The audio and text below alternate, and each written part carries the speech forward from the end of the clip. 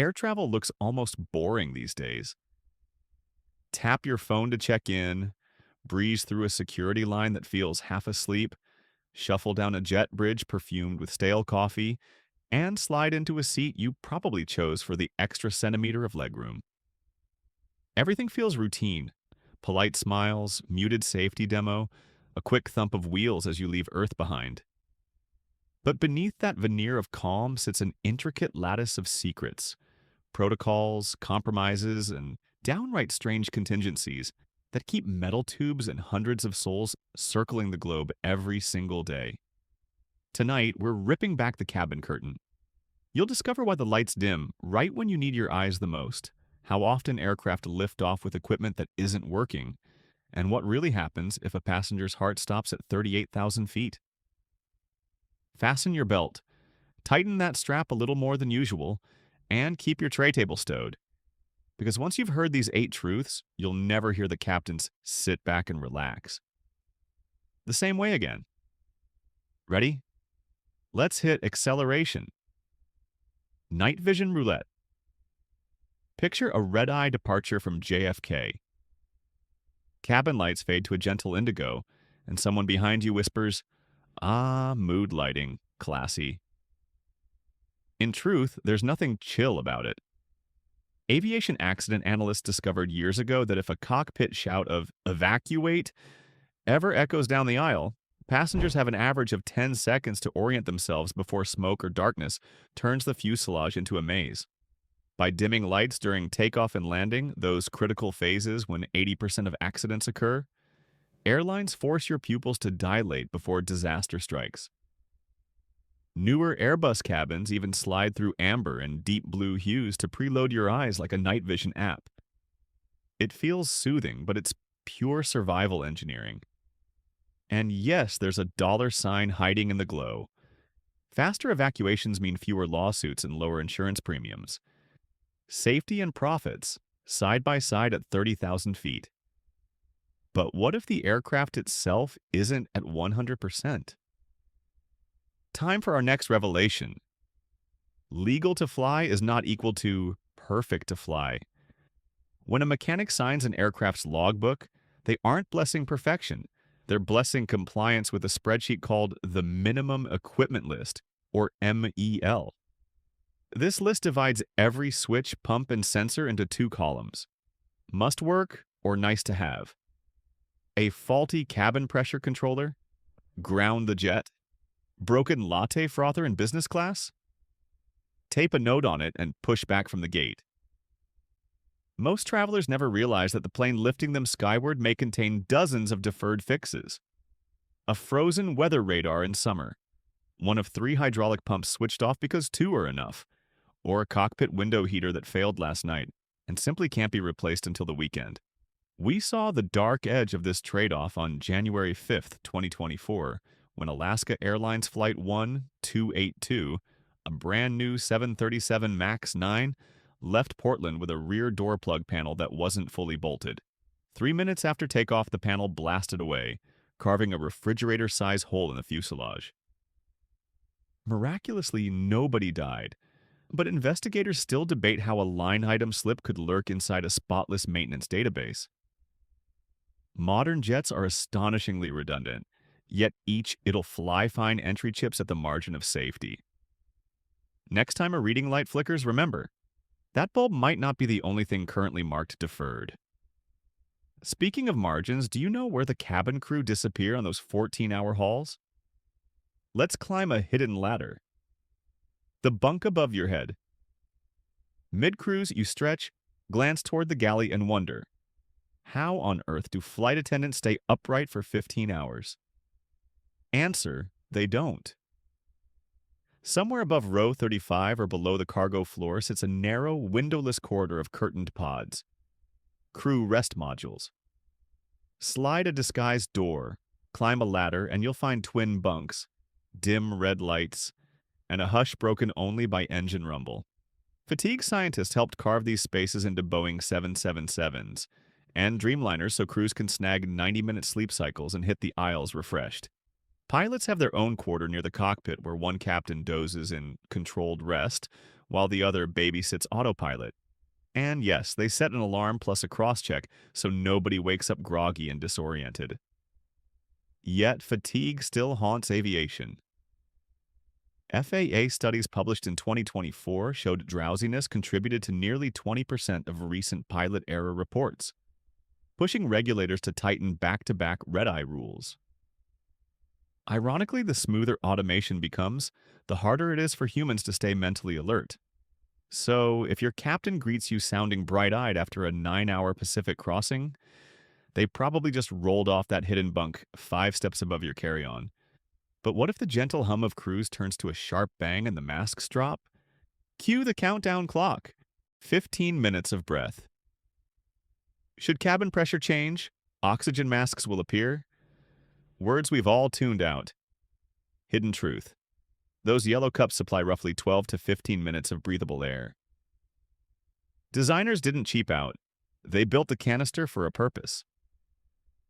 If a jet loses pressurization at cruising altitude, the cockpit's first job is an emergency dive to below 10,000 feet, where lungs no longer need help. That plunge usually takes 3 to 5 minutes. The leftover oxygen covers delays, storm clouds below, conflicting traffic, or terrain that forces pilots to level off at 12,000 feet instead of 8,000. Useful? Absolutely. But the grimmer number is 20 seconds, the average time of useful consciousness, above 30,000 feet before hypoxia scrambles the brain. Wait 10 seconds fumbling with headphones and you've burned half your margin. Air crash investigators still cite Helios 522, where everyone blacked out and the aircraft ghost flew on autopilot until fuel starvation ended 121 lives. So if masks ever drop, don't film it for social media. Dawn, pull, breathe, and thank the engineer who calculated your 900-second lifeline. Need a drink after that? You might rethink what comes out of the galley spigot. The biolab and Row 21 Airlines swear their onboard water is potable, and technically, the EPA says so. Yet random 2025 audits still found coliform bacteria and the occasional trace of E. coli crouching in tanks that snake through a jet's belly.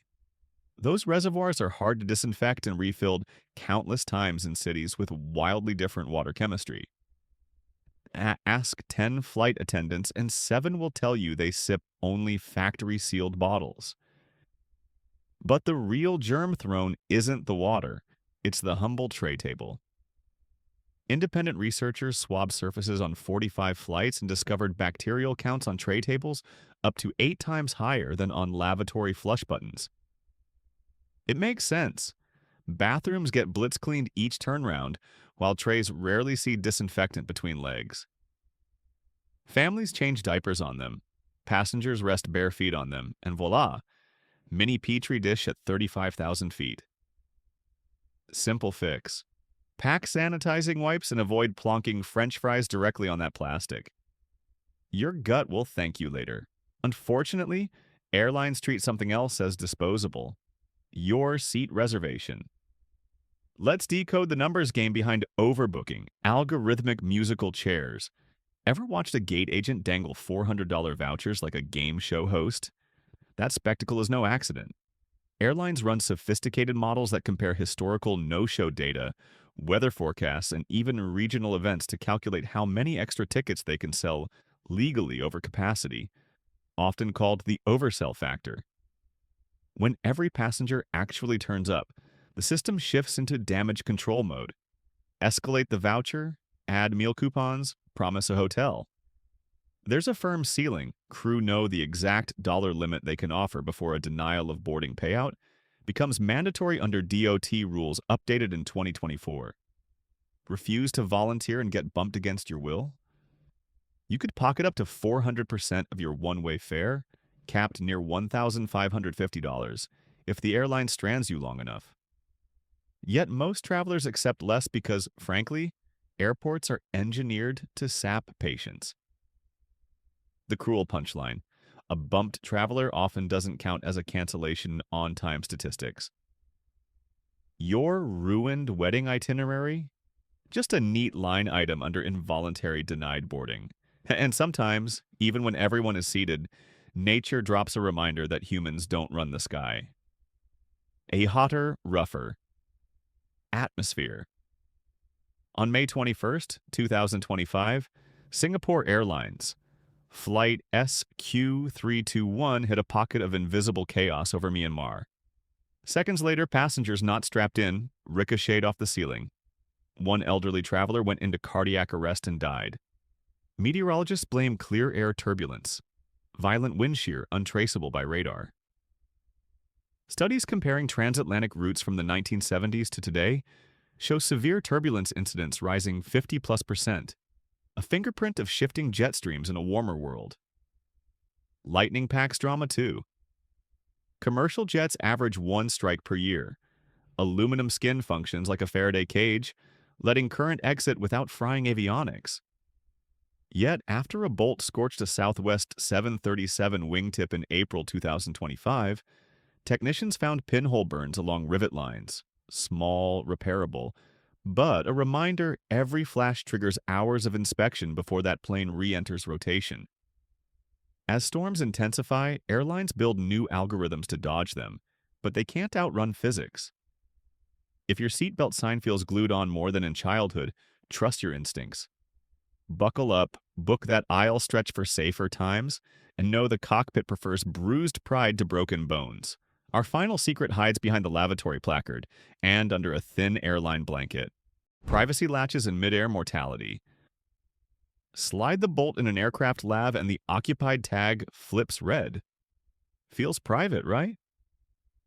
Pull the placard from the outside and you'll expose a hidden manual latch. Crew can open any lavatory in seconds to help a fainting passenger, corral a toddler, or stop creative behavior. That illusion of solitude is exactly that, illusion. And when solitude becomes mortality? Commercial flights log roughly one passenger death per 3 million travelers, but protocols exist. Crew confirm vitals, consult ground medics, then discreetly move the body to an empty row, seat-belted, often covered to spare nearby eyes. Some ultra-long-haul jets carry zipper-style corpse kits. None have freezers. Colleagues quietly document time of death for authorities waiting at the gate. Many fellow passengers exit the aircraft never realizing someone 4 rows away began their final journey mid-air. It's sober, respectful, and as procedural as de-icing a wing. The seatbelt sign inside your head. You now possess the unspoken checklist. Mood lighting is night vision training. Airworthy planes fly with broken gadgets. Coffee tastes odd for a bacterial reason. Overselling is programmed. Turbulence is intensifying. And lavatory privacy clicks open with a fingernail. Air travel remains statistically safer than crossing a busy street, but that safety rests on hidden layers of foresight, engineering, and compromise. So next time you board, glance at the exit row, stash a sanitizing wipe, and remember the yellow mask's 15-minute promise. If the unknown once made you nervous, let knowledge make you nimble. And if this flight of revelations jolted your perspective, hit that like button, subscribe for more untold truths, and drop a comment with the secret that stunned you most. Until our paths cross at 38,000 feet, keep the belt snug, eyes open, and yes, wipe down that tray.